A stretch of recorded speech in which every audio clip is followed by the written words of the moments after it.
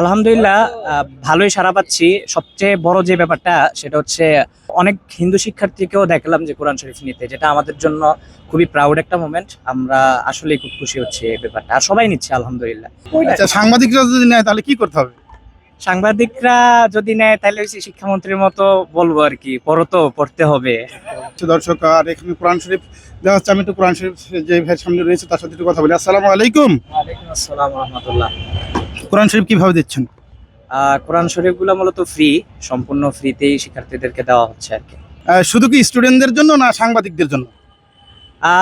সবার জন্যই। আচ্ছা, সাংবাদিকরা যদি নেয় তাহলে কি করতে হবে? সাংবাদিকরা যদি নেয় তাহলে ওই যে শিক্ষামন্ত্রীর মতো বলবো আর কি, পড়ো তো পড়তে হবে। জানতে হবে অবশ্যই অবশ্যই, এটা আমাদের জন্য। আলহামদুলিল্লাহ, ভালোই সাড়া পাচ্ছি। সবচেয়ে বড় যে ব্যাপারটা সেটা হচ্ছে অনেক হিন্দু শিক্ষার্থীকেও দেখলাম যে কোরআন শরীফ নিতে, যেটা আমাদের জন্য খুবই প্রাউড একটা মোমেন্ট। আমরা আসলেই খুব খুশি হচ্ছে এই ব্যাপারটা, আর সবাই নিচ্ছে আলহামদুলিল্লাহ। আমরা তো প্রথমে অনলাইন রেজিস্ট্রেশনের মাধ্যমে দাওয়াতটা দিয়েছি। যারা অনলাইন রেজিস্ট্রেশন করেছে তাদেরকে ইমেলের মাধ্যমে কনফার্মেশন জানানো হয়েছে। আপনি এখানে এসে কি কি ব্যতিক্রম পেয়েছেন? এখানে আছে ব্যতিক্রম বলতে আচার আচরণ তো এক নম্বরে বলতে হয় মাশাল্লাহ। আর সবচেয়ে ভালো হচ্ছে যে এই জিনিসটা কোরআন শরীফ বঙ্গানুবাদ, এটা আমার পড়ার ইচ্ছে ছিল অনেকদিন, পেয়ে গেলাম, এটা ভালো লাগতেছে সবচেয়ে, এটাই। আপনার কি প্রত্যাশার বাইরে প্রাইস উপহার পেয়েছেন কিনা? যে প্রত্যাশা বলতে এটাই, যে কোরআন শরীফটা আমার কাছে অনেক ভালো লেগেছে, মানে ব্যতিক্রমী একটা জিনিস।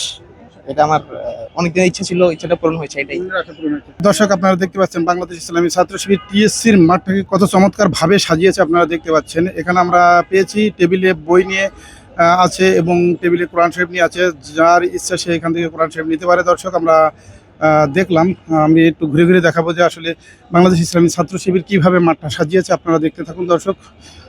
দর্শক, আপনারা দেখতে পাচ্ছেন সাংবাদিকরা ইন্টারভিউ নিচ্ছে এবং অনেকে আসছে নবীনবরণ অনুষ্ঠানে এবং এখানে এসে জাস্ট ফর হাদি সিগনেচার করতেছে। দর্শক, আপনারা দেখতে পাচ্ছেন। পড়াশোনা করো তো, সুন্দর একটি ডায়লগ এখানে লেখা আছে। দর্শক, এই গুপ্ত নবীনবরণ। আম্মু আমি ঢাবিতে চান্স পেয়েছি নবীনবরণ অনুষ্ঠানে। এখানে ছবি তোলার জন্য কয়েকটি বক্স দেওয়া হয়েছে দর্শক। আর এখানে কোরআন শরীফ দেওয়া।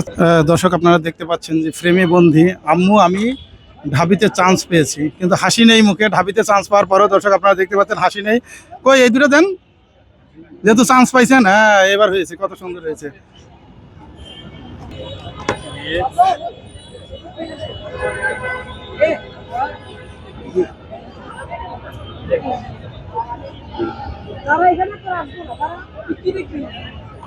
দর্শক, বিলবোর্ডে লেখা হচ্ছে, আমরা একটু দেখবো আসলে কি লেখা হচ্ছে।